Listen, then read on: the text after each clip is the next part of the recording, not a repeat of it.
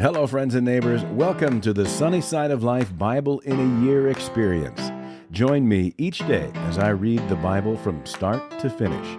I'm reading from the Life Application Study Bible, New Living Translation, published by Tyndale House Publishers.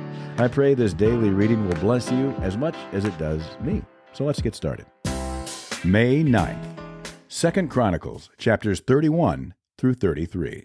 When the festival ended, the Israelites who attended went to all the towns of Judah, Benjamin, Ephraim, and Manasseh, and they smashed all the sacred pillars, cut down the Asherah poles, and removed the pagan shrines and altars. After this, the Israelites returned to their own towns and homes.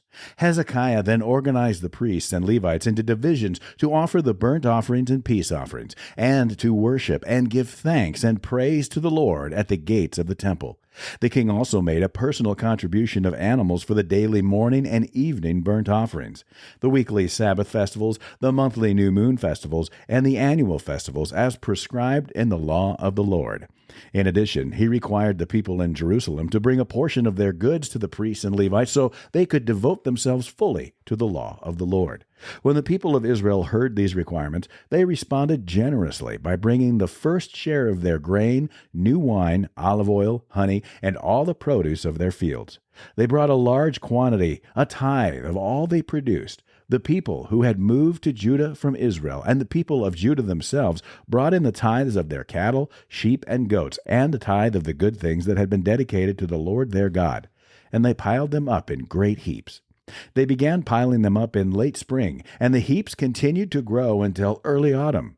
When Hezekiah and his officials came and saw these huge piles, they thanked the Lord and his people Israel.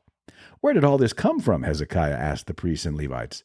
And Azariah, the high priest, from the family of Zadok, replied, "Since the people began bringing their gifts to the Lord's temple, we have had enough to eat and plenty to spare. The Lord has blessed his people, and all this is left over." Hezekiah ordered that storerooms be prepared in the temple of the Lord. When this was done, the people faithfully brought all the gifts, tithes, and other items dedicated for use in the temple.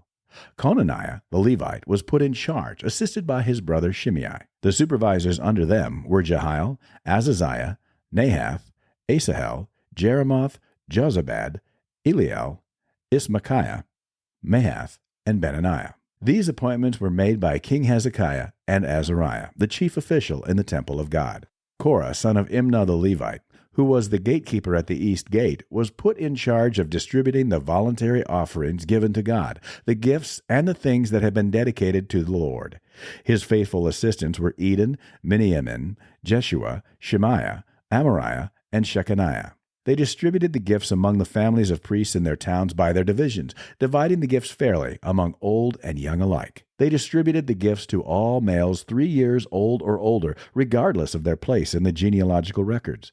The distribution went to all who would come to the Lord's temple to perform their daily duties according to their divisions.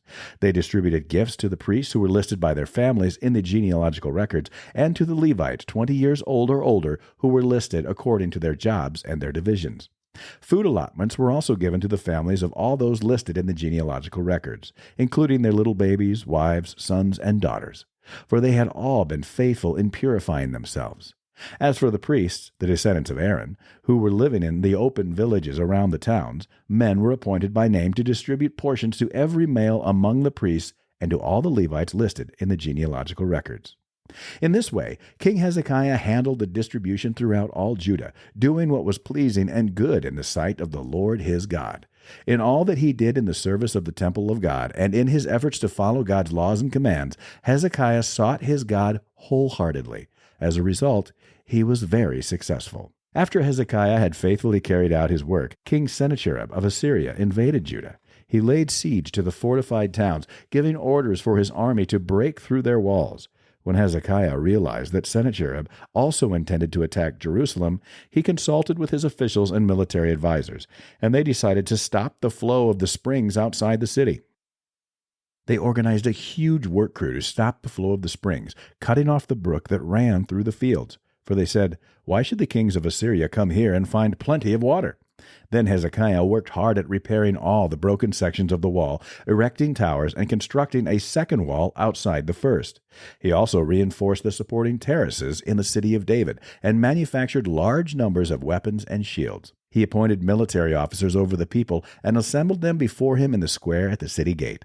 Then Hezekiah encouraged them by saying, "Be strong and courageous. Don't be afraid or discouraged because of the king of Assyria or his mighty army, for there is a power far greater on our side. He may have a great army, but they are merely men. We have the Lord our God to help us and to fight our battles for us." Hezekiah's words greatly encouraged the people. While King Sennacherib of Assyria was still besieging the town of Lachish, he sent his officers to Jerusalem with this message for Hezekiah and all the people in the city. This is what King Sennacherib of Assyria says: "What are you trusting in that makes you think you can survive my siege of Jerusalem? Hezekiah has said, 'The Lord our God will rescue us from the king of Assyria.' Surely Hezekiah is misleading you, sentencing you to death by famine and thirst. Don't you realize that Hezekiah is the very person who destroyed all the Lord's shrines and altars? He commanded Judah and Jerusalem to worship only at the altar at the temple and to offer sacrifices on it alone. Surely you must realize what I and the other kings of Assyria before me have done to all the people of the earth.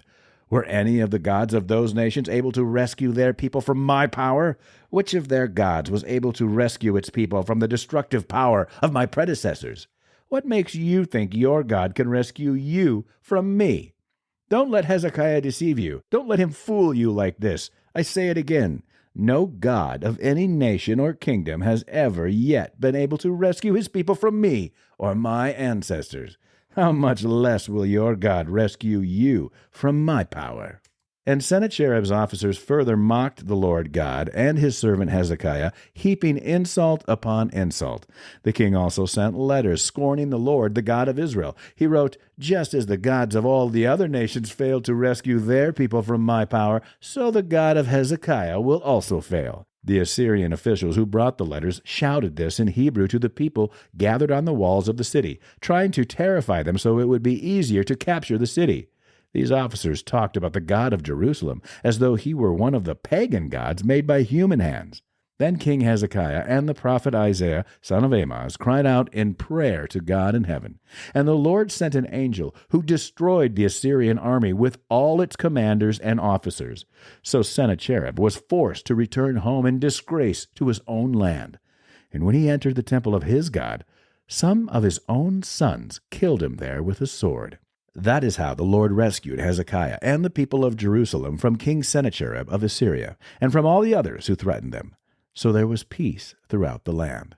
From then on, King Hezekiah became highly respected among all the surrounding nations, and many gifts for the Lord arrived at Jerusalem, with valuable presents for King Hezekiah too. About that time, Hezekiah became deathly ill. He prayed to the Lord, who healed him and gave him a miraculous sign. But Hezekiah did not respond appropriately to the kindness shown him, and he became proud. So the Lord's anger came against him, and against Judah and Jerusalem. Then Hezekiah humbled himself and repented of his pride, as did the people of Jerusalem. So the Lord's anger did not fall on them during Hezekiah's lifetime. Hezekiah was very wealthy and highly honored. He built special treasury buildings for his silver, gold, precious stones, and spices, and for his shields and other valuable items. He also constructed many storehouses for his grain, new wine, and olive oil. And he made many stalls for his cattle and pens for his flocks of sheep and goats. He built many towns and acquired vast flocks and herds, for God had given him great wealth. He blocked up the upper spring of Gihon and brought the water down through a tunnel to the west side of the city of David. And so he succeeded in everything he did. However, when ambassadors arrived from Babylon to ask about the remarkable events that had taken place in the land, God withdrew from Hezekiah in order to test him and to see what was really in his heart. The rest of the events in Hezekiah's reign and his acts of devotion are recorded in the vision of the prophet Isaiah, son of Amoz, which is included in the book of the kings of Judah and Israel. When Hezekiah died, he was buried in the upper area of the royal cemetery, and all Judah and Jerusalem honored him at his death. And his son Manasseh became the next king. Manasseh was 12 years old when he became king, and he reigned in Jerusalem 55 years. He did what was evil in the Lord's sight, following the detestable practices of the pagan nations that the Lord had driven from the land ahead of the Israelites. He rebuilt the pagan shrines his father Hezekiah had broken down. He constructed altars for the images of Baal and set up Asherah poles. He also bowed before all the powers of the heavens and worshipped them. He built pagan altars in the temple of the Lord, the place where the Lord had said, "My name will remain in Jerusalem forever." He built these altars for all the powers of the heavens in both courtyards of the Lord's temple. Manasseh also sacrificed his own sons in the fire in the valley of Ben-Hinnom. He practiced sorcery, divination, and witchcraft, and he consulted with mediums and psychics. He did much that was evil in the Lord's sight, arousing his anger. Manasseh even took a carved idol he had made and set it up in God's temple, the very place where God had told David and his son Solomon, "My name will be honored forever in this temple and in Jerusalem, the city I have chosen from among all the tribes of Israel. If the Israelites will be careful to obey my commands, all the laws, decrees, and regulations given through Moses, I will not send them into exile from this land that I set aside for your ancestors." But Manasseh led the people of Judah and Jerusalem to do even more evil than the pagan nations that the Lord had destroyed when the people of Israel entered the land. The Lord spoke to Manasseh and his people, but they ignored all his warnings. So the Lord sent the commanders of the Assyrian armies, and they took Manasseh prisoner. They put a ring through his nose, bound him in bronze chains, and led him away to Babylon. But while in deep distress, Manasseh sought the Lord his God and sincerely humbled himself before the God of his ancestors.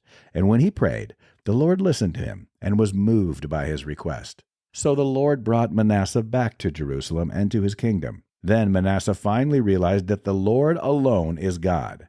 After this, Manasseh rebuilt the outer wall of the city of David, from west of the Gihon Spring in the Kidron Valley to the Fish Gate, and continuing around the hill of Ophel. He built the wall very high, and he stationed his military officers in all of the fortified towns of Judah.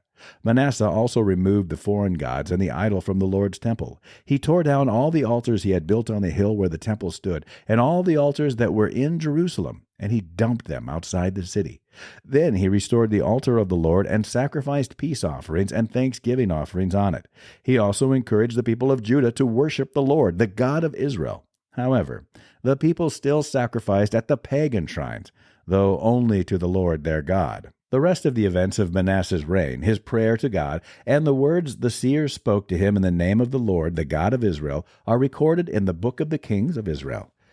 Manasseh's prayer, the account of the way God answered him, and an account of all his sins and unfaithfulness are recorded in the record of the seers. It includes a list of the locations where he built pagan shrines and set up Asherah poles and idols before he humbled himself and repented. When Manasseh died, he was buried in his palace. Then his son Amon became the next king. Amon was 22 years old when he became king, and he reigned in Jerusalem 2 years. He did what was evil in the Lord's sight, just as his father Manasseh had done. He worshipped and sacrificed to all the idols his father had made. But unlike his father, he did not humble himself before the Lord. Instead, Amon sinned even more. Then Amon's own officials conspired against him and assassinated him in his palace. But the people of the land killed all those who had conspired against King Amon, and they made his son Josiah the next king. That's it for today, friends. Feel free to read ahead on your own. Before I go, let's share the Lord's Prayer together. Our Father who art in heaven, hallowed be thy name. Thy kingdom come, thy will be done, on earth as it is in heaven. Give us this day our daily bread, and forgive us our trespasses, as we forgive those who trespass against us. Lead us not into temptation, but deliver us from evil. For thine is the kingdom, and the power, and the glory forever.